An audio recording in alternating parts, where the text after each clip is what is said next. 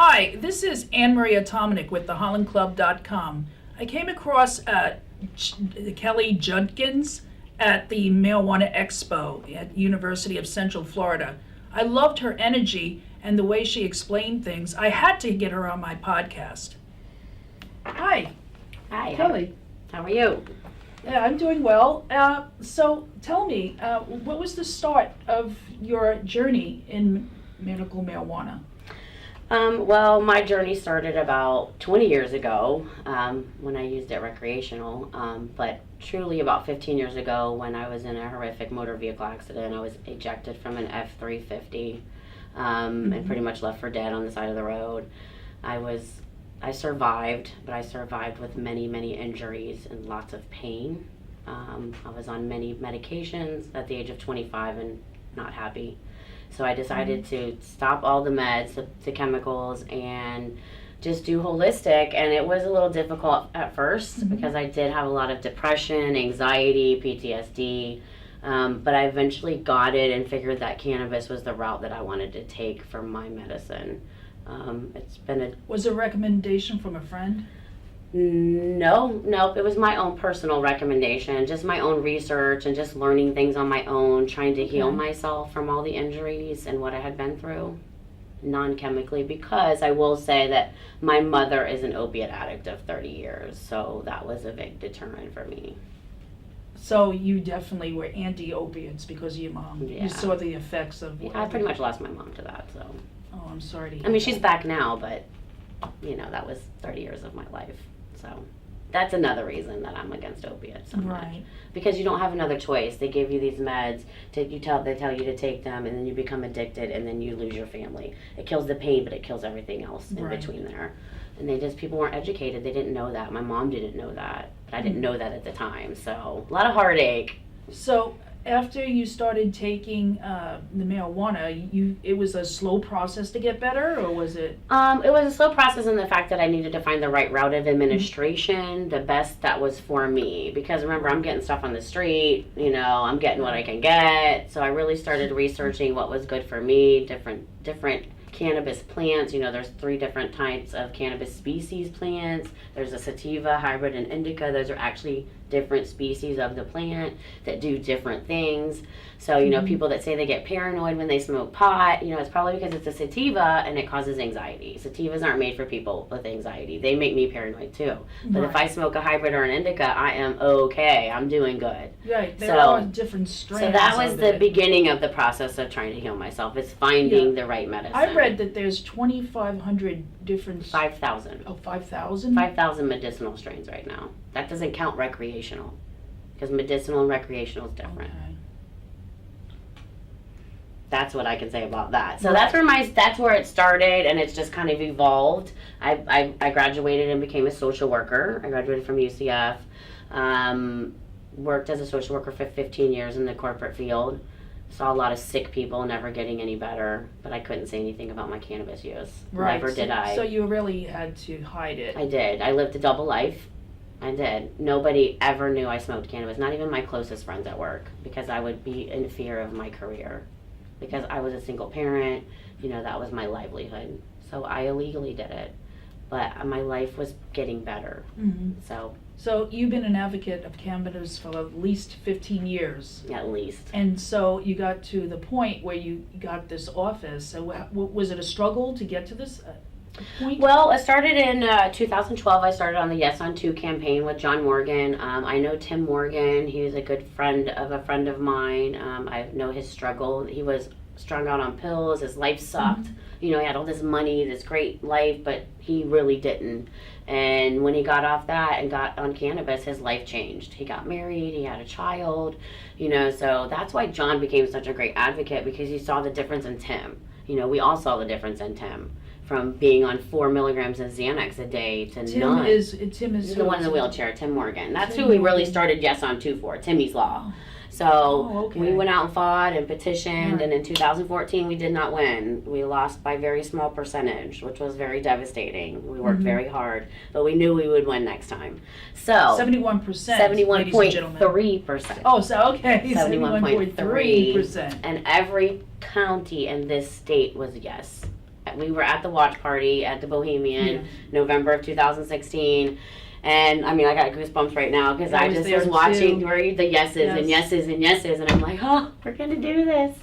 It was very amazing. It was a very exciting time. Yeah, I cried because at that point I knew that I was gonna be safe and that no one was gonna be able to arrest me for using the medicine that I chose. Right, in the sense that most people feel the same way, but now we're coming out of the closet. We are. That's why I started the Holland Club. Coming out of the cannabis closet, that's what I call it, and a lot of people are doing it. I mean, just in my business, you know, I have, like, at TreeLeaf Healing Center, I have a 62-year-old patient I was telling you about. This man came in and didn't want to live anymore. He'd been on opiates for 20 years, 40 milligram Oxycontins 4 times a day. Now he can't get them because of the opiate bill, you know, so now he's freaking out. And his life sucked, basically. He didn't want to live anymore, told me. So I got him on the goo, I call it, from TreeLeaf. It's called their True Clear Concentrate, which saved my life too. And he came in Tuesday, smiling, lost 30 pounds. Happy, is going to go on a date. This man hasn't been out of his house in 5 years. I mean, he literally was crying to me, and this is why I come here. This is why I do what I do. Yeah, it's the passion. It is. I mean, this is not making me rich at all right now. You know, I work other jobs. But when I see that one person come in, and because that's what it did to me, I was like, oh my God, you know, like, so when you learn the right route of administration, like what we teach here, you know, that's, I think, one of the keys. Education is definitely key to this medicine. Well, that's the most important thing. That's what we're trying to do at the Holland Club, is to educate people. Yeah. I would say pain is the big one because we have a nation of pain. Look at our opiate problem. Inflammation probably? Inflammation causes pain. Yeah. So that's the big thing. When your body's when your body's inflamed, it causes pain. It sends receptors to your system for pain receptors. And that's why we have an endocannabinoid system, because it actually will capture those pain receptors before it gets to us. Yes. It starts with the brain and it goes and then down, it travels down to the nerves, and that's what people don't understand. They think marijuana is just something just to get high and it's fun, but it's. We don't want to show the fun aspect. We want to show the healing aspect. Yeah, I would rather, I mean, honestly, I would rather not have to utilize a medicine every day and spend $500 a month. Right, that's but not fun. I have to. Yes. So this is definitely my choice. It's a way better choice than anything else I have. Right. You know, there's no other choice except for chemicals, and I would never put my body through that, you know, ever again. But that's all we have, and that's what we've been giving people for 50 years. I know, and of course the Food and Drug Administration don't want to prove this. Well, you know what's crazy to me is the Food and Drug Administration just approved Epidiolex, which is the first CBD medication for seizures from an actual CBD plant, not synthesized. So how long ago was that? 3 months. 3 months. So you know they have to, probably in 30 years they should have approved this. Yeah.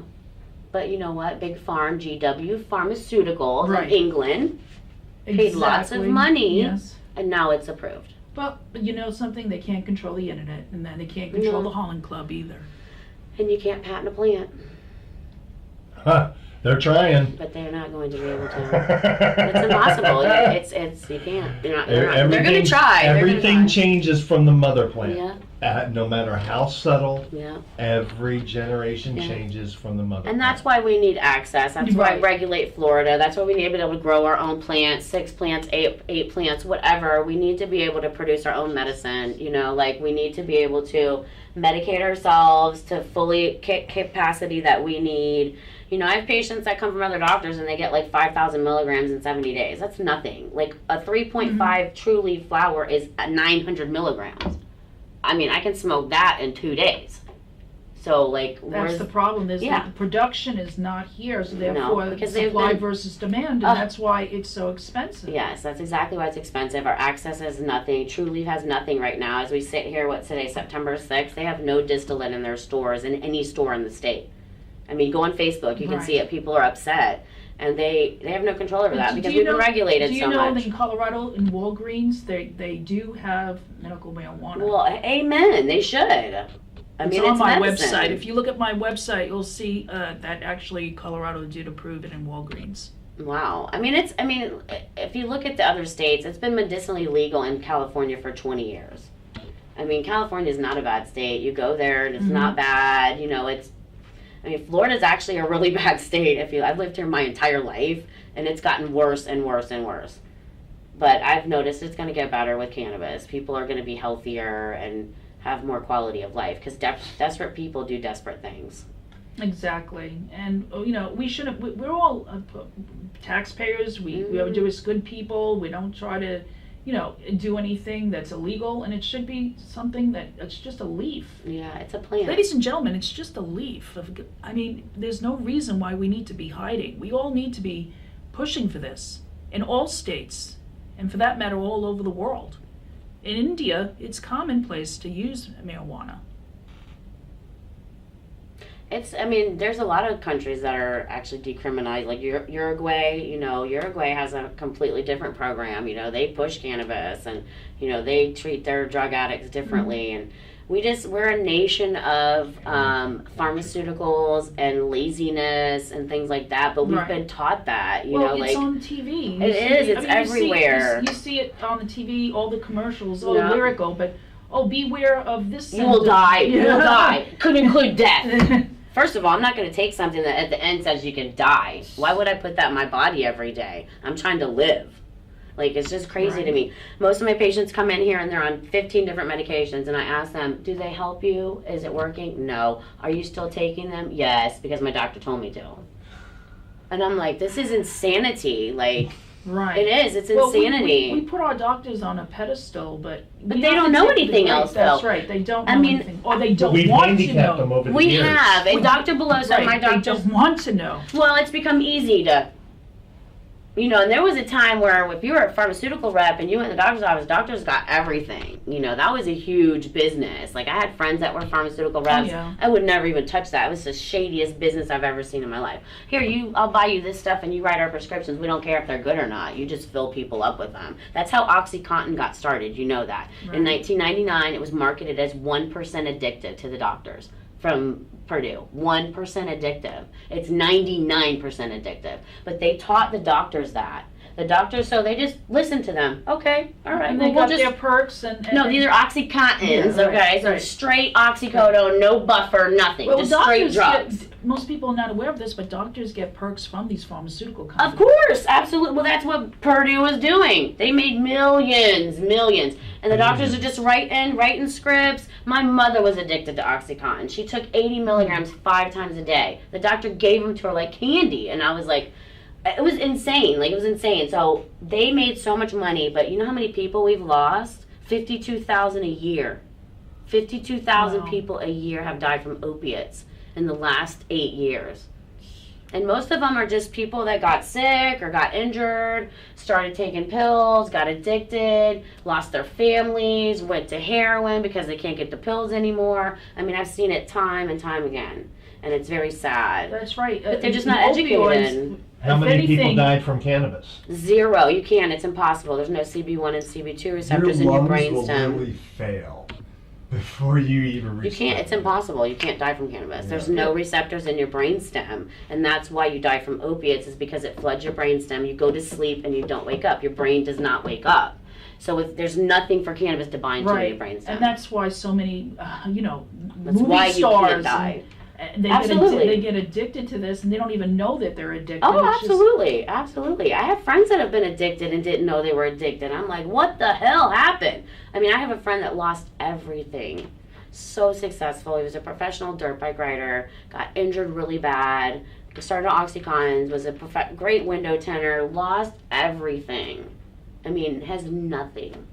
And he's scraping back up now, but he's on methadone. But I'm going to get him on cannabis. He wasn't a believer, but he's a believer now. After he's seen it. My father, he died. His liver shut down and everything. His doctor did prescribe some type of heroin product. I don't know exactly what it was, but as soon as he started taking that, his health just declined really, really fast. Yeah, it was probably methadone or just some imagine all the elderly, your moms and dads that are in their 70s and stuff, and then they're taking these pills. They just trust their doctor, or they trust their insurance company. You don't need to trust your doctor or insurance company. You need to do your research. And that's why we started the Holland Club, is to get people to be aware of what things are being they're taking that are not good for them. And, you know, it starts with listening and doing research and even finding out, you know, what type of strain you need. It So helps people get please, talking about their please health care. come to TreeLeaf. She's an honest lady. I mean, she started very small. She answers the phone. You really need to give her a call. Yeah, I would agree. If you really want a good doctor's office and a caring staff, which is me and my partner Rico, Dr. Peloso is amazing. He's actually embraced this industry, and he enjoys coming to work here. Like, he goes to his other clinic, which is just a regular medical clinic, and he sees patients who are very ill and no one's getting better, and he's just writing prescriptions, but that's all he can do there. You know, and he's a DO, Right. so he's very holistic as well. And then he comes here and he sees people getting better, and when he leaves here, he's smiling and he's bountiful, and he's a very religious man too. So he's actually incorporated this in his life and religion. He does sermon. I go to church with him. So does my partner. We go to St. Andrews, and he's an amazing man. And he came to me like I needed a doctor, and he just last November fell in my lap. And it was an amazing it's an amazing partnership, and I think anyone that wants to be educated, wants a good physician, not just a fly-by-night, not someone just for the price, and we're not expensive, $199 for initial visits and $139 for follow-ups. That could be just, you know, it's really not that expensive, and you could spend more on sneakers. Oh, absolutely. And that's what I tell people. Invest in your health care. Invest in your health care. If you pay $70, if you pay this, you're going to get that, okay? You need to invest in your health care. It only costs a little bit more to get a better service, and we're very passionate about this. Me and Rico are both patients. We live and die by this industry, and please give us a call, TreeLeaf Healing, 407-683-6240. We're on Facebook, Instagram, and our website's www.treeleafhealing.com. Thank you. Thanks.